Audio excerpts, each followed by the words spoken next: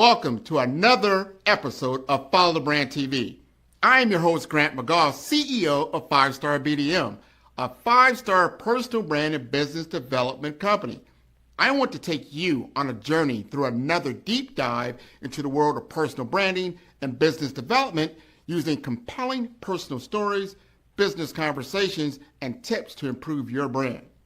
By listening to the Follow the Brand TV series, you will differentiate yourself from the competition and build trust with prospective clients and employers. You never get a second chance to make a first impression. Make it one that will set you apart, build confidence, and reflect who you are. Building your 5-star personal brand is a great way to improve your skills and knowledge. If you have any questions for me or any of my guests, please email me at grant.mcgaugh@5starbdm.com. Now, let's begin with our next episode on the Follow the Brand TV.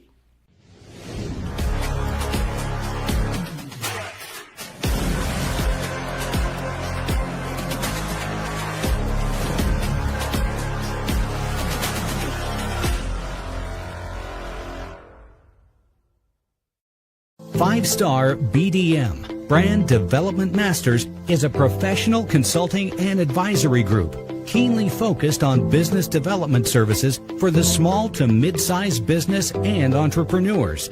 Although every business is unique, they often share business development challenges that can be addressed through smart branding. Services include process improvement and operations, digital strategy and transformation, business intelligence, digital marketing, and personal branding. Our business and personal branding company has helped a number of professionals and organizations to optimize and grow. This results in more business, more opportunities, better reach, positive outcomes. Visit www.5starbdm.com today to learn more. Your team is moving faster than ever. Productivity is high, deadlines are met, but revenue just isn't growing. Why? I sat down with Matt Watson, a 5-time founder and CEO of Full Scale, to find out. The real issue isn't talent. It's that the people doing the work have no say in the decisions that matter. You've traded true ownership for just staying busy. In this episode, Matt reveals the 5 disconnects holding your company back. Listen now on the Follow the Brand podcast.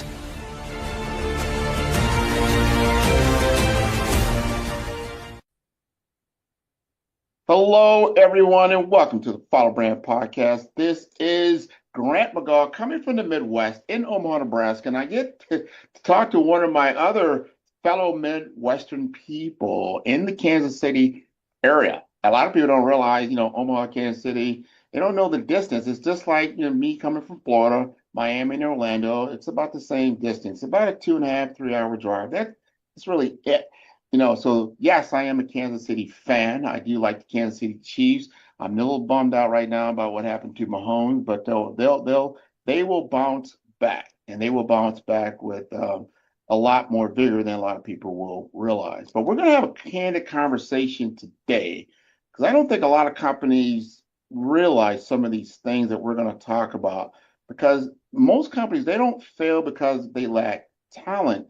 I think they fail because the closest people to the work are the furthest from the decision. And if you don't make those decisions right, you can have some problems. So today's conversation is about patterns, about repeating itself across startups, scale-ups, or even large enterprises, teams that are busy, they're well-staffed, they might be shipping constantly, but they're still missing the mark because we've normalized speed in our tech stack. We've optimized for output. And in the process, I think many leaders have quietly traded ownership for activity. And I think today's guest, we're going to be talking to Matt Watson. And Matt is a 5-time founder, former CTO, and current CEO of Full Scale, where he's built and scaled engineering teams across multiple high-growth companies and successful exits. And he's also the author of Product Driven, which is a book written for leaders who are tired of managing tickets and want teams to think like owners. I think that's very, very important to understand. So I'd like to welcome Matt to the Follow Brand Podcast. Matt, would you like to introduce yourself? Hey, thanks so much for having me. You know, I'm just a guy looking for something to do, for problems to solve, man. That's been my entire life. I'm just, give me a hard problem and a challenge and I'll go solve it. Well, let's start out with the thing we just talked about, which I liked about you. And we're talking about business and the personal brand. Understanding the market. You told me just moments ago that a owner or a CEO's first mission is to market themselves. Talk to me more about that. Well, one of the best videos I ever saw on TikTok, and I tell people this all the time, I think it's my best advice for other entrepreneurs, is you don't want to be the best at what you do. You want to be the best known for what you do. Nobody knows the best plumber that lives in their town, but they know the one that runs the most ads, that has the trucks driving down their street, right? Nobody knows the best at anything, but they know the best known, right? Life and business is all about, the exposure of your hard work and the marketing. Even if you're just, an employee at a company, if your manager doesn't know you're doing a great job, it doesn't matter either, right? It's all about the exposure of your hard work and your expertise, right? At every kind of level of life, I feel like. Well, you have built out, and I got to toot your horn just a little bit because I went to your LinkedIn page and said, wow, this guy has 75,000 people that find him interesting. I'm like, why? Why do these 75,000 people find Matt so interesting? He's doing engineering work where for some people might find that, very boring, coding and things like that and building digital systems. How are you able to build your brand to that level?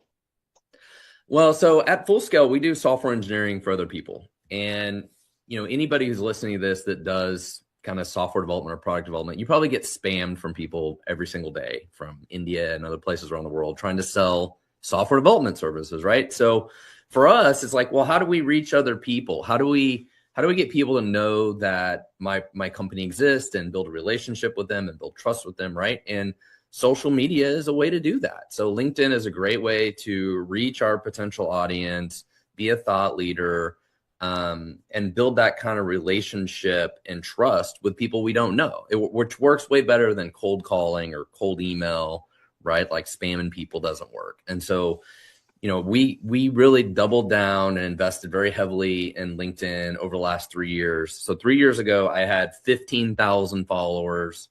And today I have 73,000 followers on LinkedIn. And we can talk more about like how I do it and what I do and stuff if you want. But yeah, just put a huge focus on LinkedIn and it drives millions of dollars in revenue for us every year in new business. So I want people to really double down what you just said. That first of all, you took a space in a saturated market, right?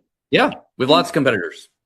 Exactly. I mean, they're out there, especially India and other locations. You can get software engineering, like you can go, around the corner and get somebody that says I can do some coding. You said, look, I gotta get out in front of this, and I've got to be able to demonstrate value from my platform because LinkedIn is a platform, right? Yeah. You got to be able to tell your story. You got to have your unique point of view. What makes you different from all these other people? You already know, like, yeah, you could go get probably some basic code from someone else, but you've got to be different in what you do. Like in your book, I think it's called Product Driven. You describe Right.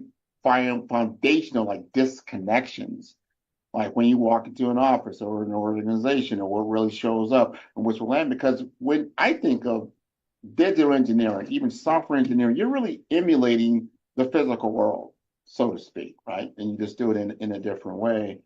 How does your book help to differentiate you in your market? Well, writing the book started over a year ago from our own employees and the struggles that we have with our own employees. So I have 300 something employees, and it's like for our software engineers, which ones do a great job and which ones don't do such a great job? And what is the difference? And how do I train the ones that aren't doing such a great job to be more like the ones that are, right? And for me, that came down to product thinking. It's the ones that speak up, they take ownership of their work, they have an opinion, they care. They're not just taking orders. They think and act more like leaders and owners, right? And through the process of the writing the book, it helped me a lot with self-reflection around how to do that, how to change from a leadership perspective to build a team that thinks that way. And so I think it was the biggest value of writing the book was just my own self-reflection. It's like, this is the way I work, but how do I communicate to other people the way that I think and I work, and building a model that they could follow. And I, on accident, basically created the product-driven model, which you mentioned, which was five important pieces for engineering leaders to follow. But the book is about software engineering leadership, but it really applies to anybody that kind of works in startups or tech. But the foundational pieces to it apply to any kind of leadership. But the book is built from that point of view of software engineering leadership, kind of tech leadership. I think what you stated there, and I want our audience to really think about this is one of the biggest problems, especially when you're an owner, you're running a company, and you're running it through other people, is the ownership piece. Do your key people take ownership of what their responsibility is? So if you're the director of operations, do you feel like you're just working in operations, or do you feel like you own operations? And then you could speak to me as if you are a business owner and I'm a business owner, right?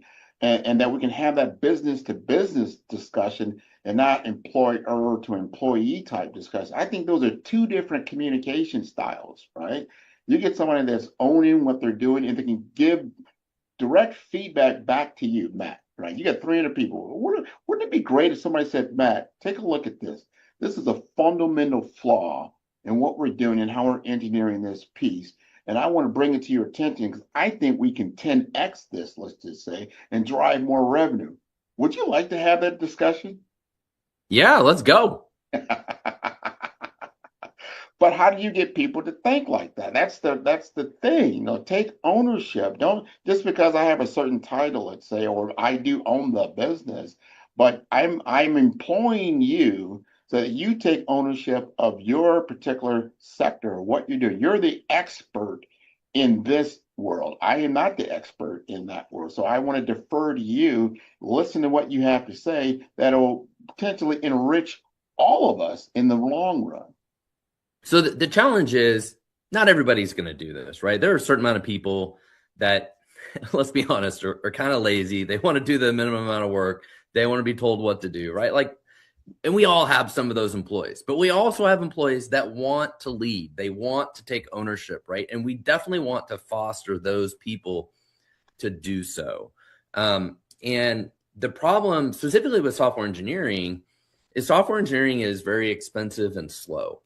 And what has happened over the last 25 years is we took this mentality of trying to protect them from everybody else, right? Like literally put them in the basement, turn off the lights, nobody talked to the engineering team, right? We hired all these project managers, product managers, QA, DevOps people, all these different people to basically do different parts of the work and protect them. And it honestly turned it into an assembly line. Software engineering turned into an assembly line. And the engineers were literally in the dark, in the basement, and don't understand what they're building, why they're building it. They're completely disconnected from the user, the customer. They lose all sense of kind of purpose and why they're doing the work, right? And to what you're describing about ownership, like nobody's going to take ownership of their work if they can't see the value of it. Like, why am I doing this work? Why does this work matter? Can I see the fruit of my labor? Can somebody be excited about the work that I did and make me excited about it, make me care about it, give me a purpose, right? And so that's a big part of the book is like from a leadership perspective, that's a leadership problem. If your team doesn't understand who the customer is, why they're doing the work, seeing the outcome and the value of their work, that's a leadership problem. We have to start from a leadership perspective to solve that. What you said, we got to, take a pause and listen to that. That's that disconnection. I've seen that myself so many times. You have silos of working departments. And because there's not a collective of understanding what it is that we're doing together to make this a better mousetrap, so to speak. And then some of those teams, they don't feel like they can even speak up because they don't know what they're talking about, right? You don't understand the end game that that we're trying to get to. I had to learn this myself. Like, when you start looking at hiring, you probably understand this because you got 300 people. People understand the job function that you have.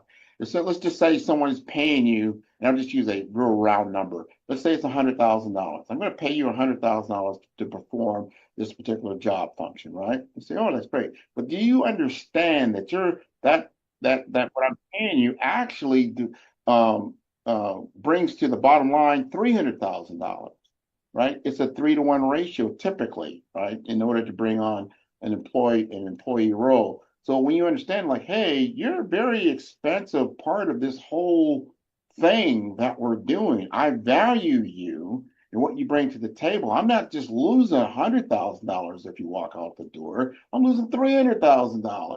So no, Yeah. we don't want that to happen. But if I'm not communicating that value to you, things happen. And then if you're measuring the wrong things, they think, well, we shipped 800,000, or we did this very quickly, but did it move the true needle, or Did how anybody care? yeah, he Did said, anybody care? did it? It has to show up somewhere, right? So in your world, and people are starting to look at this right now, especially we'll talk about AI, right? The big elephant in the room is artificial intelligence. The goal is that it makes you more efficient. It should make everybody more efficient, and it should bring you instant communication and intelligence into your job function and make you more productive. That's the goal. However, and I know you know this because you're in engineering, just because you can do things maybe a little faster doesn't mean that you did it right. Like I said, you can drive a car 160 miles an hour, but that's not cool if you're going through stop signs, right? So so you've got it's about applied science and applied knowledge and applied skill sets and what it is that you're making things happen. So my question in your world, how are you managing the AI bubble in software engineering for what you're doing? So AI is having a major impact across a lot of different things, right? Like before we started recording today, I'm literally sitting here using AI to help write some code to improve how I do LinkedIn stuff. And I'm using Claude Code, and I'm not really writing the code. I'm telling Claude Code to help me do this stuff, right? I am a software engineer, but Claude Code is a tool designed to help software engineers. There are a lot of different studies. Some studies will say that it saves software engineers 4 hours a week. Some will say it improves their productivity by 30%. The different statistics that you see are kind of all over the board. But here's the reality. The speed at which companies innovate has never been limited by how fast they can write code. How fast you write code has never been the problem. So giving companies tools that help them write code faster doesn't necessarily directly help them innovate any faster. The biggest problem with most companies is just all the organizational friction and bureaucracy and bullcrap that goes on that prevents them from getting a single thing accomplished. Right? So, I mean, if you give somebody a Ferrari and tell them they can go as fast as possible, but you put all these limiters in place, they aren't going to go any faster, right? Like that is the reality at almost every large company, is all this organizational friction is the problem. And honestly, that's why like my book and what I'm trying to preach from an engineering leadership perspective is the key. If you want your teams to go this much faster, you got to give them ownership and get out of the way. Right? Like that's the only way we're going to go faster. And we could have did that without AI. We didn't even need AI for that. We just need to hire smart people, trust them, lead them, guide them, and get out of their way. But nobody does that. Right? Like nobody does it. That 5-letter word, trust. Yeah. So many times, especially with owners that, they've grown their baby to a certain degree, and they won't let the baby just kind of go off on its own to a certain, to do their thing. Like Yeah. you do this department, let's say, of engineers, right?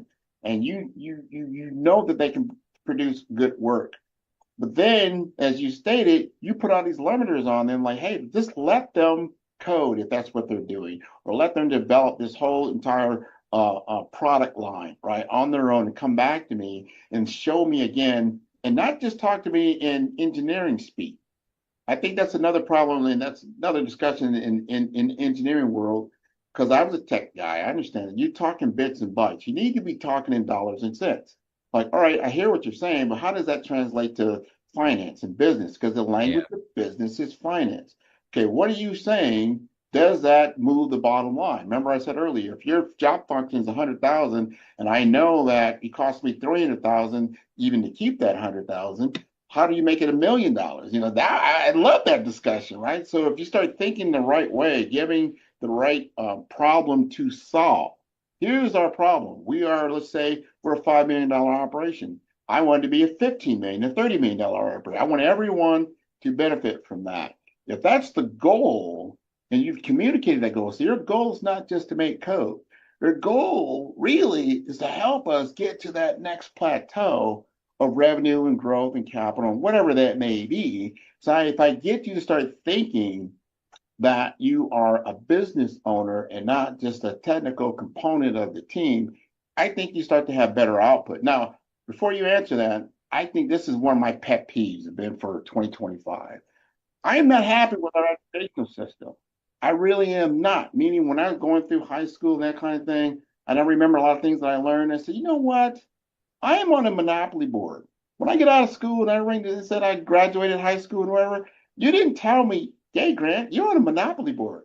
I have to play Monopoly. I need to understand the game that I am playing. You need to acquire assets. You need to get a car. You need to get a home. You need to get a business. Because if you don't, as we say, if all you do is teach me to pass go and collect $200 as the game goes on, that $200 gets less and less in value. That is a losing effort. It don't work like that. So getting back to your point of teaching leadership, not just at your level, and communicating that leadership all the way down to the product line, whoever is in your business. So all 300 of your employees understand the game that we're playing, and we want to play to win. Well, you mentioned earlier, part of the big struggle is talking to engineers. A lot of engineers talk in the bits and the bytes, right? But as leaders, our job is to make sure they understand three things that are really, really critical. And this is part of my model in the book: vision, focus, and clarity. And so when I say vision, I don't mean some stupid HR vision statement that's on the wall somewhere. I mean, why are we doing this thing this week? Like, why does this matter? What is the vision behind this thing this week? Like, we need to know. Everybody needs to understand, what is the vision of what we're trying to accomplish today, right? And then it's focus. Why are we doing this thing and not that thing?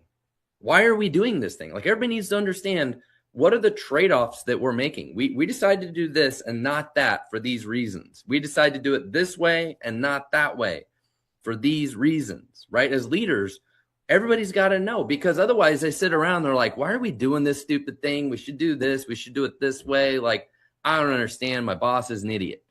But if you tell them all this stuff, they get it. And they're like, they got, and give them some ownership. And that's another part of the model, ownership in the work, right? Ultimately, that makes a big difference. But the third one there is clarity. That, especially for software engineering, it's so easy to get stuck all day long. Like, I figured out how to do this part, but now I got questions. I'm not sure what to do next, right? I'm not sure if they want it this way or that way or whatever. I need to go talk to so-and-so. And so as leaders, we have to constantly be driving all of this: vision, focus, and clarity, right? So that they understand what they're doing, why they're doing it, how to do it, how not to do it, all this kind of stuff. Because if not, they just get stuck at every turn, because software engineering is not an assembly line. It's a highly creative type of work, right? These are not people that are, stamping out business cards all day long. They're doing highly complicated, creative engineering tasks. And from the engineer's perspective, the ones that only speak in bits and bytes are also the software engineers that are not going to make it anymore. Mhm. That's the other reality, because as a leader, if I have to go to a software engineer and tell them in some absolute detail about how something's supposed to work, I could basically just tell AI to do it now. Mhm. That's the reality, right? Software engineers have to think more like product people. They've got to ask questions. They've got to take ownership of their work. They've got to solve the business problems. They got to understand the business problems, right? Software engineers have got to up their game.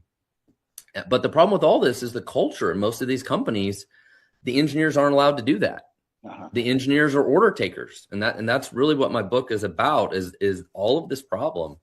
And, so at Full Scale, this is the problem we're trying to solve. It's like, how do we train our people to think at this higher level, to go from being software engineers, programmers, coders that are going to be replaced by AI? Like, they've got to elevate themselves to be product engineers and think at a higher level.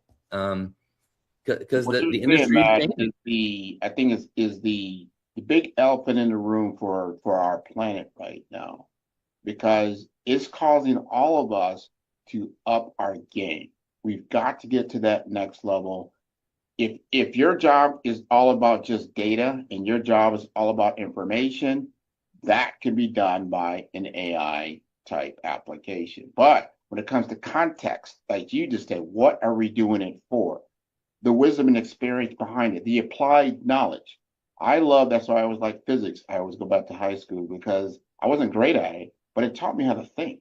It wasn't like the one thing I really liked about physics, that there was never what you would call a right answer, meaning it wasn't about, the answer you got. It was about how you got there, and you can show your work.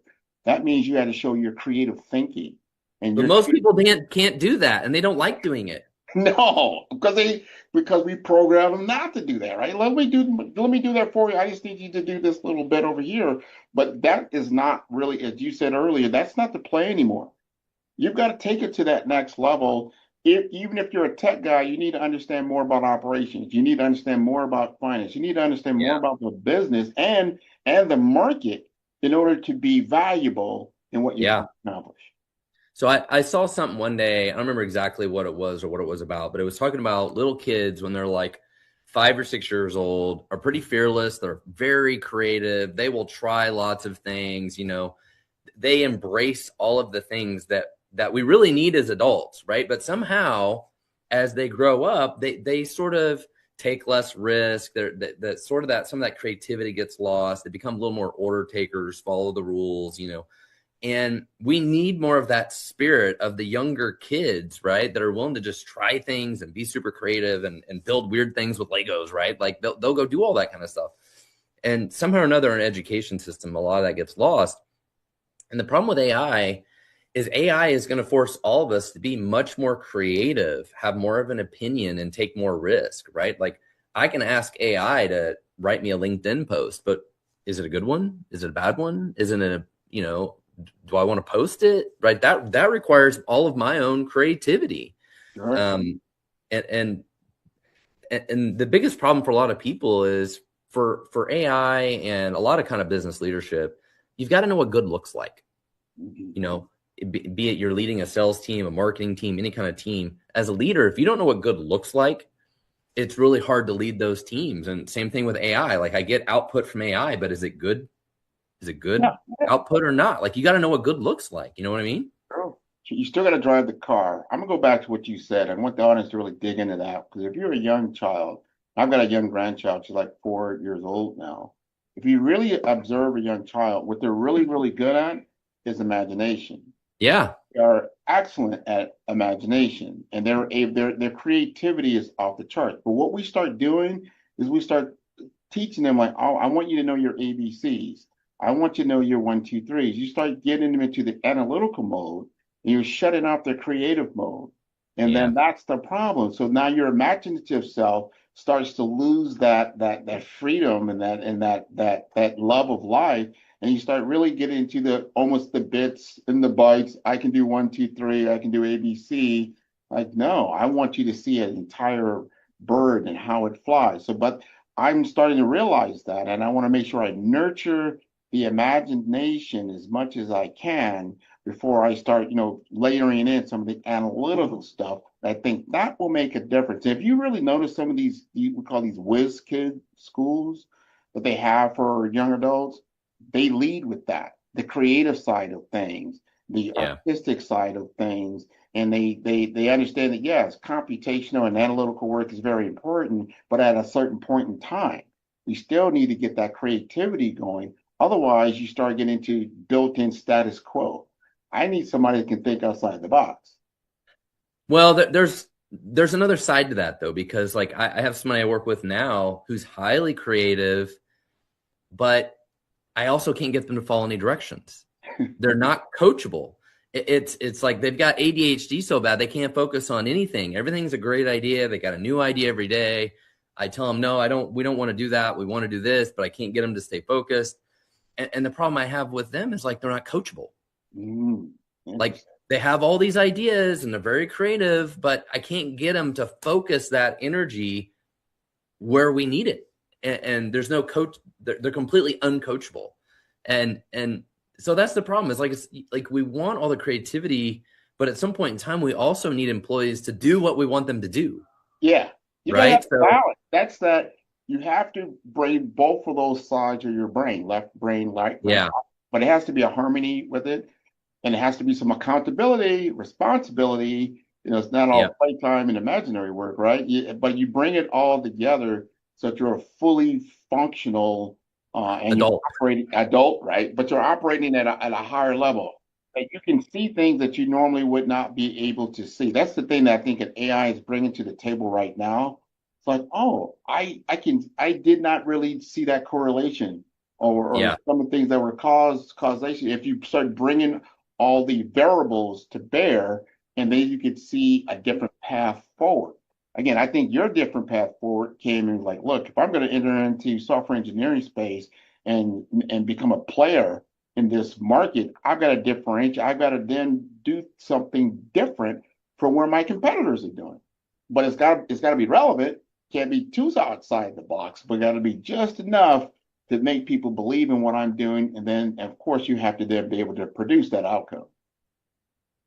So something else to go along with what you just mentioned there about people being creative and coachable and all this stuff.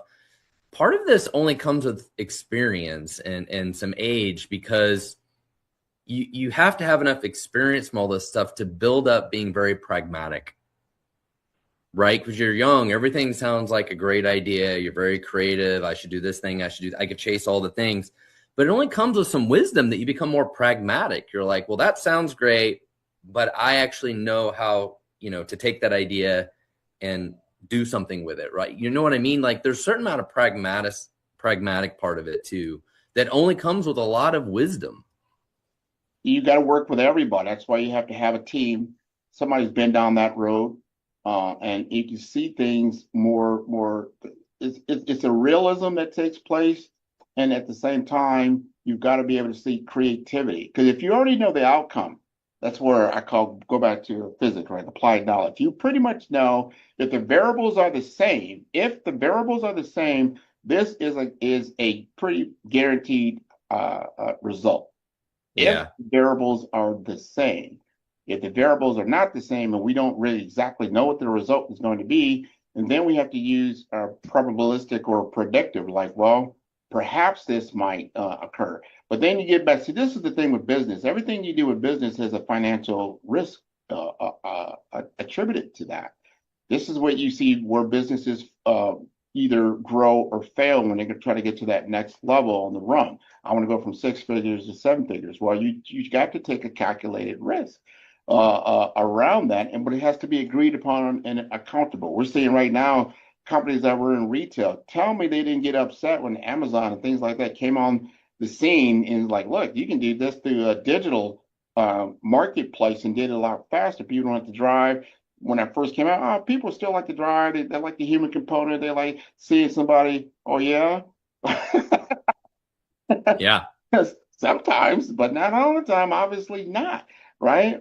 So we can't take everything for granted. Just because something was the way it was before doesn't mean it's going to be that way tomorrow. But going back to what you're saying, And I'm going to leave us with this. This is my last question I want to ask of you, because I think it's important. Here's the question. What piece of popular advice about leadership and ownership that leaders, and this is the crux, that leaders love to hear. They love to hear this, but that actually makes things worse when applied in the real world. And I want you to think about that friction that you talked about in business. Well, I think it comes back to ownership, right? And as leaders, it's really difficult to give up ownership and delegate to other people, right? Like so many of us sort of find our place being the bottleneck or the hero of everything. And the only way to really to scale a business is to learn to delegate and trust other people. And I know lots of people, a friend right now, she's got a company with like 70, 80 employees, great business, but she will not hire people, trust them, delegate, get out of the way. And it ultimately comes down to hiring the right people. Now, you mentioned like maybe what advice is bad advice. And that's not advice that's bad advice. I think that is some of the most critical advice. Yeah. Well, I tell you, Matt, you've given us, I think, some really good information that we can really sit back and think about these things. I think ultimately our world is changing, and the skill set required to do job work and to run a business and scale a business is changing. And we have to apply some more grit to the situation and do some more due diligence and find out, because now we've got information at our fingertips. But can we ask the right questions? Can we ask the right questions to get better results? And then can we take ownership? Because I still think, like you said, that cooler talk around the business itself, and that question of why are we doing this way? And if it's not fully vetted, it's not fully acknowledged, and there's not buy-in from the entire, the organization, the message gets lost and the value goes down the tube. And then you find yourself, whoa, I've got to make changes, because again, money is like water. It starts to drain out. Now, how do you get that back in, right? It's all about ownership.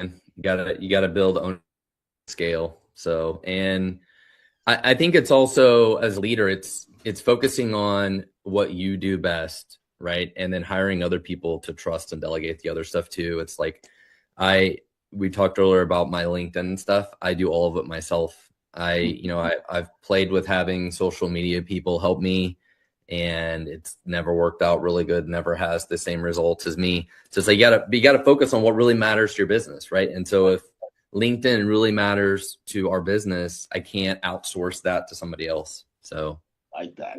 You got to know what you own, what you do best, and you're the expert at. And true, no one knows exactly how you think. Where you provide the most value. Exactly. I love that. Where you provide the most value. We're at the end of our conversation. Now, I have to ask you this question, because you're a fellow podcaster. You're also a lover of LinkedIn. You've been now through this experience on the Follow Brand podcast with Grant McGaw. How'd you feel about this? I think it's been great, man. I love being on podcasts. I love talking to other people. Love sharing knowledge, I like that. And what I'm going to do? I'm going to be checking you out on LinkedIn as well, because I think I'll learn a great deal. I think our entire audience can learn a great deal. Let us know exactly how they can contact you, specifically also if they want some software engineering services. Yeah, so you can follow me on LinkedIn. Just look for Matt Watson. You can also go to productdriven.com and learn more about my book and podcast and newsletter and stuff like that. At Full Scale, if anybody's looking to hire affordable software engineering talent, that's what we do out of the Philippines. We have over 300 employees in the Philippines doing software engineering for 80 different companies. So check us out, fullscale.io. I love it. And I want to encourage your entire audience to check out all the podcast episodes on Follow Brand. They can do so at 5. That's star, STAR, BDM. That's B for brand, D for development, infomasters.com. I want to thank you again, and to a prosperous 2026 for you. All right. Thank you, sir. You're welcome. Man, who's your favorite podcaster? Man, Grant, man. I love Grant's podcast. Well, who's Grant? I'm going to send you the link. I love Grant. I love the interview. I've done a lot of these, and this is a great one. It's always great to talk to people who know what they're doing, and it's clear you're a great host, and you've done this many times before. I feel great that we're having this conversation here. Met a new person in business who I previously didn't know. It was an amazing podcast. Grant is an amazing interviewer. I learned a lot. Really enjoyed this. Great questions, great talk track. Super appreciate you having me on. It's been a very fun episode to talk about a lot of things I don't always get to dive into. So this has been a fantastic conversation. I wouldn't be where I am here today, of course, not on this stage. However, not in my current business projection and my current business model without working with you.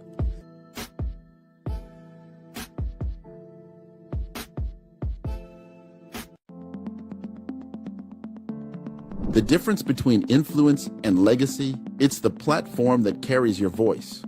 You're not visible because you lack talent. You're visible because your brand doesn't speak. I've built 5-star BDM to change that. Most leaders have the expertise, but not the presence, the vision, but not the vehicle. Across 3 cities, one brand is helping leaders rise above the noise. Here in the heart of Omaha, strategy isn't left to chance. It's engineered with precision. In Omaha, we engineered your Zachner brand, AI-powered, data-driven, precise. TISA went from a local nonprofit to a national speaker in 90 days. We don't guess your brand strategy, we build it. On the shores of St. Croix, your brand takes on depth and meaning, shaped through curated retreats and legacy experiences. In St. Croix, strategy becomes soul. Our retreats don't just refine your message, they rediscover your mission. One founder rewrote his entire company story here. Funding followed 30 days later. This is where leaders remember who they were meant to be. In vibrant Miami, momentum meets amplification, transforming your voice into a movement. In Miami, your brand becomes a movement. Business development accelerators, audience building. Joy came with an old website and an outdated company name, but she left with 5,000 followers and a waiting list. This is where you scale with soul. 3 cities, 1 mission. Your legacy ignited. It started with a thread. Let's pull it together. Stop blending and start leading. 5-Star BDM, where legacy is engineered, embodied, and ignited. Visit 5starbdm.com and book your brand audit today. The 5-Star BDM LinkedIn Social Selling course can help you stand out and attract the right connections and opportunities. We will help you professionally create your profile, provide personalized recommendations for improvement, and help you create and share engaging content to help you showcase your skills and expertise. Our 5-step course makes connecting with industry experts, finding job opportunities, and building meaningful relationships easy. Social selling can be an effective way for you to generate leads and close deals, but it does have its challenges. Our course will help you solve the problems associated with digital networking. If you need help personalizing your outreach and messaging, which can lead to low response rates and a lack of engagement. If you need help targeting the right prospects, this course is for you. With so much noise on social media, it can be challenging to cut through the clutter and get your message in front of the right people. Our course will personalize your messaging using our targeting tools and research. You can identify and reach the right prospects. We will also show how to deliver high quality, valuable content that attracts and engages prospects and clients. The 5-Star BDM LinkedIn Social Selling course will address these challenges by implementing best practices. As a result, you can improve your social selling efforts and generate better results. Are you looking to improve your LinkedIn profile and reach a wider audience? Social selling is an effective way for you to generate leads and close deals, but it does have its challenges. Some common problems we saw with social selling include lack of visibility. If your profile is not optimized or you're not actively participating in groups or sharing content, it can be difficult to get noticed on LinkedIn. Number 2, lack of personalization. Some businesses struggle with personalizing their outreach and messaging, which can lead to low response rates and a lack of engagement. Also, difficulty targeting the right prospects. It can be difficult to identify and target the right prospects on social media, especially if you don't have access to robust targeting tools. And number 4, outdated content. If your LinkedIn profile or content is not up to date, it can give the impression that you're not actively engaged on the platform or that your skills and experience are not current. And lastly, poor quality content and not leveraging video and picture to convey ideas. To solve these problems, the 5-star BDM LinkedIn Optimization Social Selling video course will help you focus on personalizing your outreach and messaging to better connect with prospects. In module number 1, the foundation, we will help you create high quality, valuable profile that will attract and engage. In module 2, the story, optimizing your LinkedIn profile to make sure it is complete, accurate, and visually appealing. In module number 3, the experience, using your targeting tools and research to identify and reach out to the right prospects. In module number 4, engagement, establishing a consistent follow-up process to nurture leads and build relationships over time. And lastly, in number 5, execution. Understand the metrics to help you measure your brand effectiveness.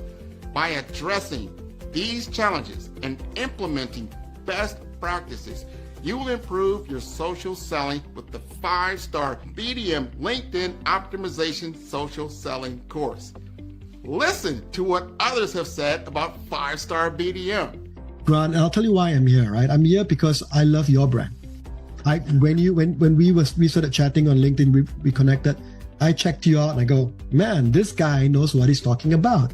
You were definitely instrumental in helping to shape that knowledge of who I am. Because at first I thought, well, I am an actress. I am a writer. I am a producer. I am a speaker. And so I said, well, I must be a creative communicator. I know that there is a narrative thread here, but you nailed it when you said you are a storyteller. So you brought it all together in this cohesive title. Sign up today to improve your social selling opportunities. I get pitched all the time. Investment banking firms, software as a service companies, consultants, they're always polished, professional, and prepared. They walk me through their pitch. I nod. I understand the offer. But then, I forget them. Why? Because there's no emotional connection, no story, just information, dressed up in better formatting. But then, someone walks in and tells me a story. Maybe it's about a problem they solved, a customer who transformed, or the moment everything changed. That story sticks with me. It's not just about what they offer, but how they make me feel. That's the difference. This week on Follow the Brand, I'm sitting down with David J. Ebner, founder of Content Workshop. Together, we're unpacking the difference between story-first and content-first leadership. We dive into emotional connection, why asking who does this help changes everything, and how to build real authority in a crowded marketplace. If you're building a brand, scaling a business, or trying to stand out in a commoditized market, this conversation is for you. Storytelling isn't just a tool, it's your edge. New episodes every week on Follow the Brand. Join us, and let's build something unforgettable together. How many times have you heard the word artificial intelligence in the last month? Now ask yourself a better question. How many times has artificial intelligence actually put money in your pocket? Artificial intelligence is everywhere, but revenue is not. Here is a truth most small businesses do not want to admit. Your next customer could be calling right now, and nobody is answering. It is not because your team does not care. It is because your system is broken. Missed calls mean missed revenue, and every unanswered call is a lost opportunity. In this episode of Follow the Brand, Grant sits down with the leaders of WeLevel to explore how agentic artificial intelligence is changing the game for small businesses. Not with more hype, but with speed to lead and real implementation. Imagine systems that answer, qualify, schedule, and follow up with customers, even when you are off the clock. This is not about replacing your brand, it is about protecting it. The businesses that win in the artificial intelligence era will not be the ones with the most tools. They will be the ones that know how to connect artificial intelligence to revenue. Watch the latest episode of Follow the Brand, your business called Nobody Answered. What if you could unlock the power of your personal brand, no matter where you are in your journey? That's the heart of Follow the Brand, a podcast where host Grant McGaw reveals that everyone, yes, everyone, has a brand worth sharing. Whether you're a Fortune 500 CEO, an entrepreneur in transition, or just starting to explore your purpose, this show is your invitation to discover what makes you unique. Each episode features intimate conversations with remarkable guests. You'll hear from branding legends like David Auker, Fortune 100 executives, quantum physicists, space mission launchers, and AI innovators. Grant dives deep into their stories, uncovering the purpose and authenticity that drive them forward. But this isn't just about learning from the best. It's about finding the universal patterns that connect us all. Through the BRAVE framework, brand identity, resilience, authenticity, vision, and execution, you'll see how a healthcare executive draws inspiration from an endurance racer's grit, or how an entrepreneur learns strategy from a CIO's tech journey. With over 225 episodes and 50,000 downloads, Grant brings 3 decades of business expertise and wisdom to every conversation. If you're ready to build your executive presence, navigate a career change, embrace new technologies, or simply tell your story more powerfully, Follow the Brand is your guide. Your brand and your purpose are already within you. Let's bring them to light.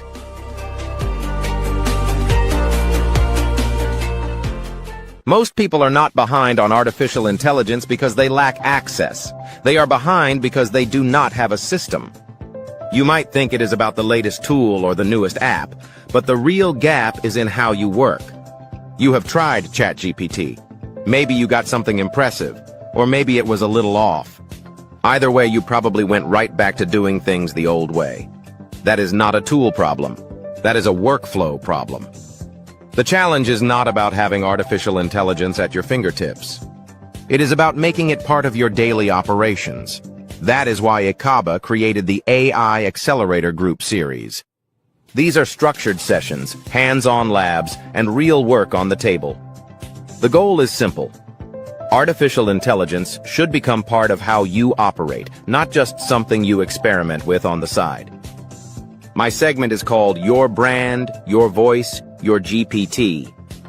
We build a brand GPT trained on your voice, your standards, and your real-world use cases.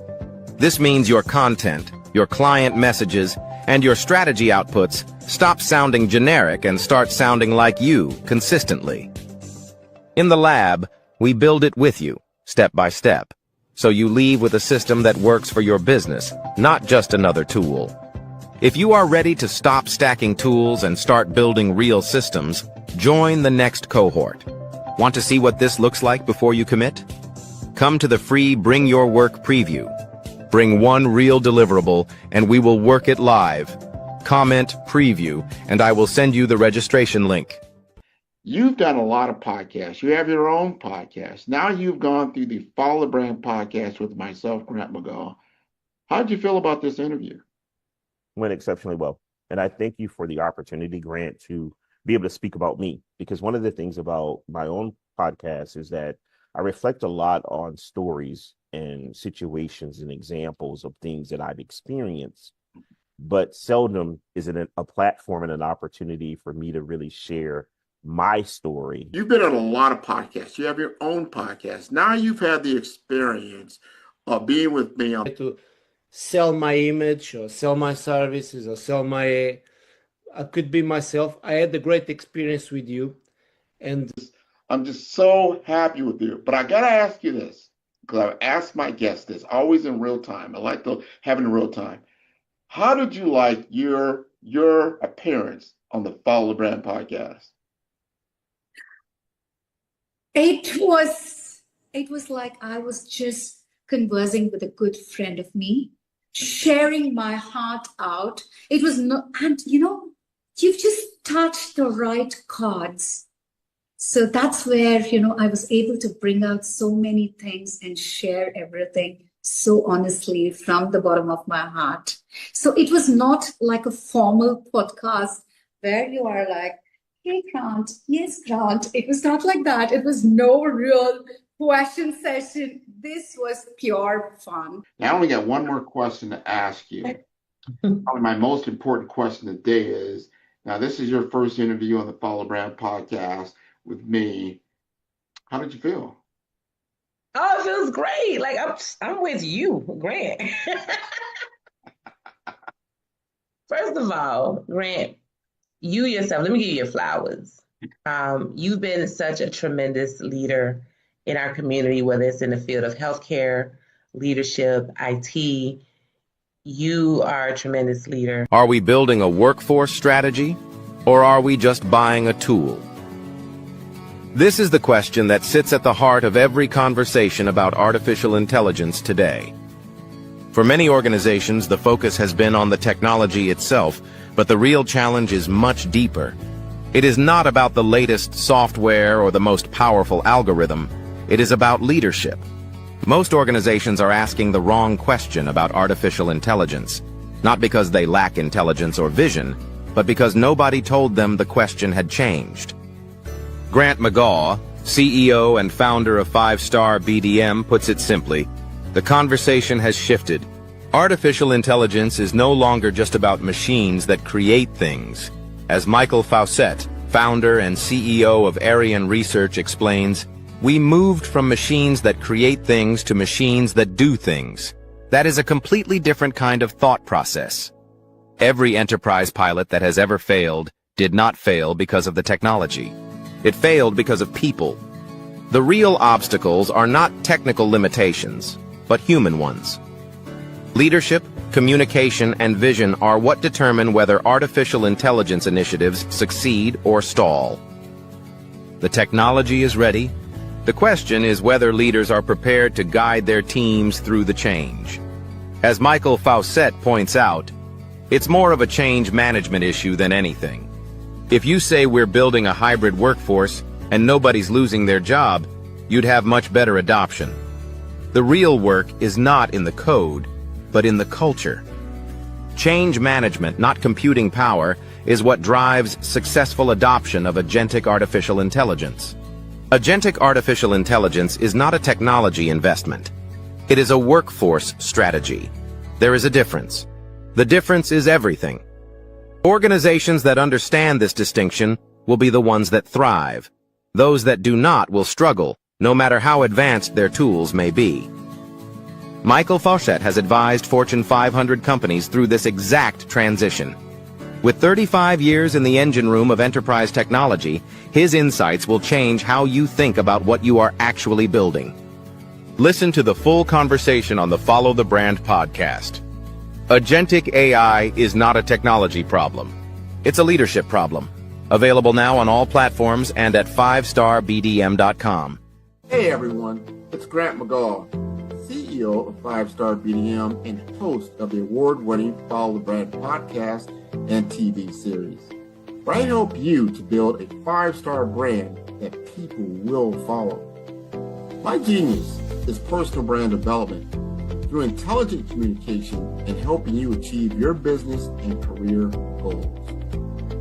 I am a requested speaker on digital technology, and brand development issues.